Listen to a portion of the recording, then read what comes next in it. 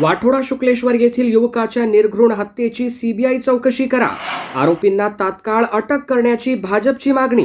वाठोडा शुक्लेश्वर येथील युवक राहुल राजू रावेकर याच्या निर्घृण हत्येप्रकरणी सीबीआय मार्फत चौकशी करून आरोपींना तात्काळ अटक करण्यात यावी अशी मागणी भारतीय जनता पार्टी भातकुली तालुक्याच्या वतीने करण्यात आली आहे.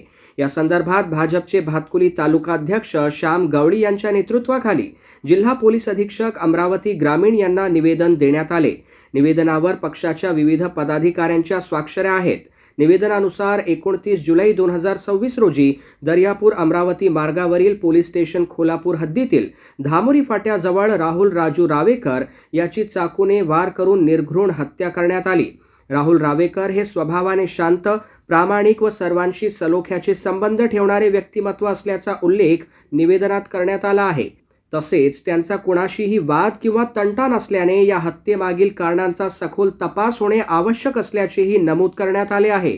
भाजपच्या पदाधिकाऱ्यांनी या प्रकरणाची सीबीआय मार्फत चौकशी करून दोषींना तात्काळ अटक करावी व कठोर कारवाई करावी अशी मागणी प्रशासनाकडे केली आहे. तसेच या घटनेमुळे परिसरात संतापाचे वातावरण असून न्याय मिळावा अशी भावना नागरिकांकडून व्यक्त होत आहे. माननीय जिल्हा ग्रामीणचे पोलीस अधीक्षक साहेब निचिकेत कदम साहेब यांना निवेदन देण्यासाठी आलेलो आहे. आमच्या भातकुली तालुक्यातील वाठोडा शुक्लेश्वर येथील राहुल रावेकर या व्यक्तींचा दिनांक 29 तारखेला धामोरीजवळ खोलापूर पोलीस स्टेशन हद्दीमध्ये खून करण्यात झाला होता. हा खून सायंकाळच्या वेळेस जेव्हा राहुल रावेकर हे अमरावतीला जात असताना त्यांचा खून झालेला होता.